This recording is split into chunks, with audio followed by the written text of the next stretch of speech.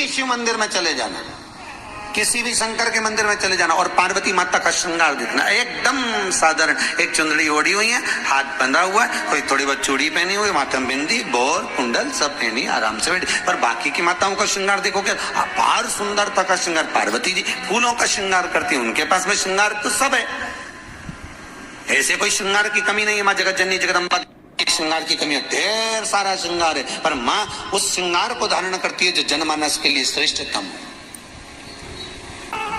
माँ श्रृंगार वो करती है जो जनमानस के लिए श्रेष्ठ हो। 9 दिन में एक दिन अगर घर में ज्यादा बीमारी फैल रही हो, कोई ना कोई बीमार पड़ रहा हो, तो 1 लोटा पानी सुबह स्नान कर कर घर के चारों तरफ घुमाकर नीम के पेड़ के नीचे नवरात्र में डाल देना। महाराज 3 या 4 दिन लगेंगे, आराम लगना चालू हो जाएगा, घर से रोग दूर हो जाएगा। शिव महापुराण की कथा कहती है, देवी भागवत कहती है कि माता का 9 दिवस तक स्थान नीम के पेड़ के नीचे रहता है। इसलिए आज भी दक्षिण दिशा में देवी की मूर्ति नहीं बिठाते, नीम के पेड़ को साड़ी पहनाते हैं, नीम के पेड़ का ही मांग भरकर मंगलसूत्र पहनाकर नीम के पेड़ का ही श्रृंगार होता है और नीम के पेड़ की ही पूजन होती है। दक्षिण दिशा में माता की मूर्ति विराजमान नहीं करते नवरात्र में नीम के वृक्ष की पूजन करते, क्योंकि देवी भागवत में स्पष्ट कहा गया, नवरात्रि तक मां जगत जननी जगदम्बा 64 योगिनियों के साथ में नीम में विराजमान हो जाती। 64 योगिनी। घर के अंदर बैठकर आप 27 मनके की माला जप रहे हो, घर के अंदर बैठकर 30 मनके की माला जप रहे हो, घर के अंदर बैठकर 108 मनके की माला जप रहे हो। आप जितने भी मनके की माला घर के अंदर बैठ रहे हो और जप रहे हो, उसका पुण्य आपको प्राप्त होगा, मना नहीं है, मिलेगा। पर रुपये में से 54, रुपये में से कितना मिल रहा है? 54, 25%।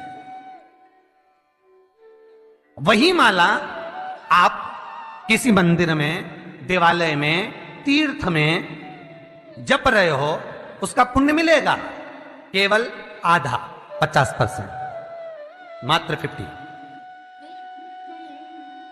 महाराज वही माला आप यदि पीपल, आंवला, समी, बेलपत्र, इन वृक्ष के नीचे अगर आप एक माला को लेकर बैठे हो और बिना आसन के, समी के वृक्ष के नीचे आप कोई मंत्र जप रहे हो, कोई बेलपत्री के पेड़ के नीचे मंत्र जप रहे हो, कोई आंवले के पेड़ के नीचे मंत्र जप रहे हो, किसी पीपल के वृक्ष के नीचे मंत्र जप रहे हो, तो वहां आसन लगाने की जरूरत नहीं होती। बिना आसन के अगर आपने एक माला का एक मन का भी अगर जपा है, शिव महापुराण कहती है, विष्णु पुराण कहती है कि 100% पुण्य आपके खाते में उस मंत्र का फल प्रदान कर देता है। उस मंत्र का शिव महापुराण की कथा, लिंग पुराण की कथा, विष्णु पुराण की कथा, पद्म पुराण की कथा कहती है कि किसी वृक्ष के नीचे, जिन वृक्षों का गुणगान हमारे शास्त्र करते हैं, जिन वृक्षों का गुणगान हमारी पुराणे करती हैं, उन वृक्ष के नीचे अगर एक मंत्र का मन का भी फेरा जाए तो उसका पुण्य हजारों गुना प्राप्त हो जाता, आप रूप प्राप्त होता अपने आप।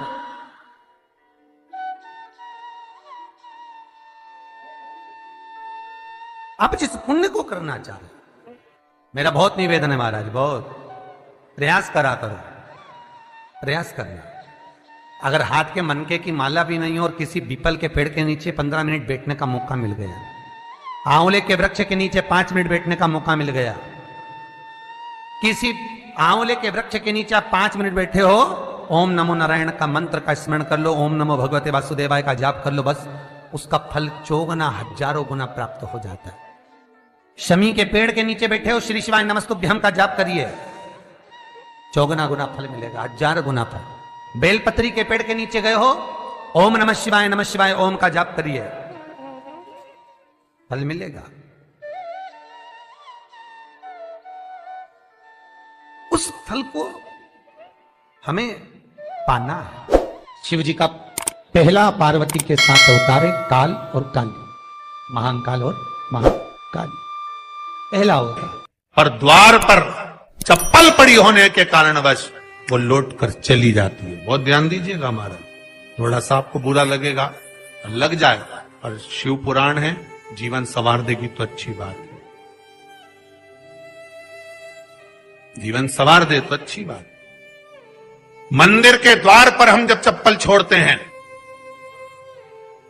जिस मंदिर की चौखट पर चप्पल छोड़ी है, आप जितनी देर आराधना में लगे रहते हैं उतनी देर तक आपकी चप्पल पर जितने लोग लांग कर जाते हैं, जितने लोग लांग कर प्रवेश करते हैं, उसका भी दुख आपके भाग्य में आता चले जाता है। ध्यान दीजिएगा जरा, चप्पल का भविष्य पुराण में पढ़िएगा कभी कि पादुका का महत्व क्या है, पादुका किस ओर उतारना चाहिए, पादुका को कहां रखना चाहिए। स्कंद पुराण कहती है जिस व्यक्ति पर कर्जा बहुत ज्यादा मात्रा में हो जाता है और कर्जा चूकता नहीं है, आप बहुत प्रयास कर लिए, करोड़ों रुपए का कर्जा हो गया, यहां से लिया वहां दिया, वहां से उठाया वहां दिया, वहां से उठाया वहां दिया, तो निवेदन है कभी मौका लगे कर्जा मुक्ति के लिए सारे वृक्षों में अगर कोई श्रेष्ठ वृक्ष माना गया है तो वो बट का वृक्ष माना गया महाराज। इसलिए प्रशासनिक कार्य के लिए, मानसिक टेंशन में,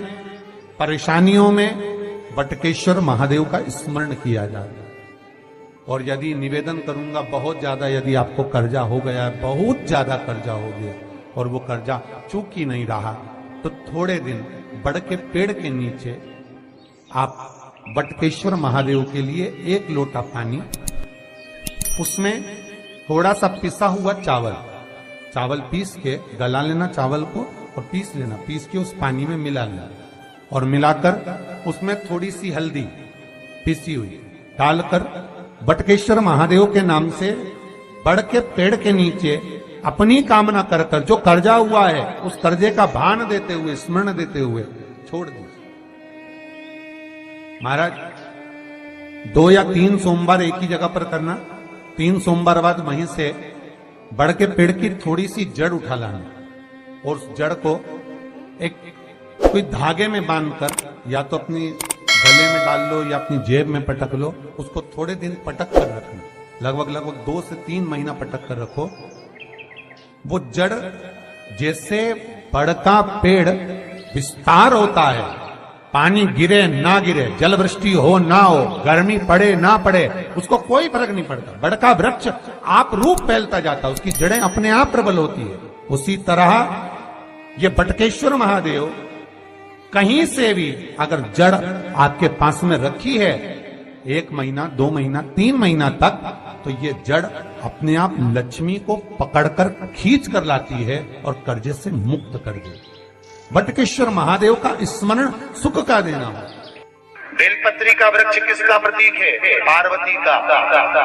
नीम का वृक्ष किसका प्रतीक है? जगदम्बा का। जिस व्यक्ति को ब्लड प्रेशर की बीमारी रहती हो, ऊपर नीचे ब्लड प्रेशर होता रहता हो, तकलीफ भोग रहे हो, बहुत कष्ट में हो, बार बार पसीना आ जाए शरीर पर, कुछ ना करिए, 1 लोटा पानी भरो, 7 पत्ती नीम की डालना, खाई की डालना, नीम, कड़वी नीम, मीठी नीम नहीं, कड़वी नीम, और साथ उसमें बेलपत्र डालना।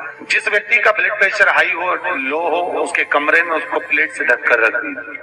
सुबह स्नान कर वही व्यक्ति जिसका ब्लड प्रेशर ऊंचा नीचा होता है उसको शिव जी को समर्पित करना, शिव को चढ़ाकर उसी का पानी 7 बार उसी स्थान पर ग्रहण कर लेना। व्यक्ति का ब्लड प्रेशर बराबर हो जाता है। मात्र लगभग अगर सोमवार कर रहे हो तो 11 सोमवार करो, प्रतिदिन नियम से कर रहे हो तो 15 दिन कर लो, उसमें बराबर। फिर कभी जिंदगी में ब्लड प्रेशर की बीमारी चली ही जाती है। कोई बरसाती मेंढक मत बनना रे, बरसात आती है तो मेंढक बहुत सारे इकट्ठे हो जाते हैं, टर करते हैं। कई लोगों की आदत होती है, सावन का महीना आया तो मंदिर में भीड़, शिवरात्रि आई तो मंदिर में भीड़। हमें बरसाती मेंढक नहीं बनना कि सिर पे त्रिपुंड लगा लिया, गले में रुद्राक्ष की माला पहन ली, चोला बदल लिया, कपड़े बदल लिए और कपड़े बदलकर साधु संत बनकर, सन्यासी बनकर, तपस्वी बनकर छल करने के लिए, निंदा करने के लिए, बुराई करने के लिए, चुगली करने के लिए, अपशब्द करने के लिए, लोगों को घाटा पहुंचाने के लिए, लोगों के पांव खींचने के लिए बैठ गए। ये नहीं बनना हमको, हमें बरसाती मेंढक नहीं बनना। भगवान की कथा कहती है शिव को पाने के लिए कपड़े बदलने की जरूरत नहीं पड़ती, शंकर को पाने के लिए कलेजा बदला जाता है और शिव सामने जाता है।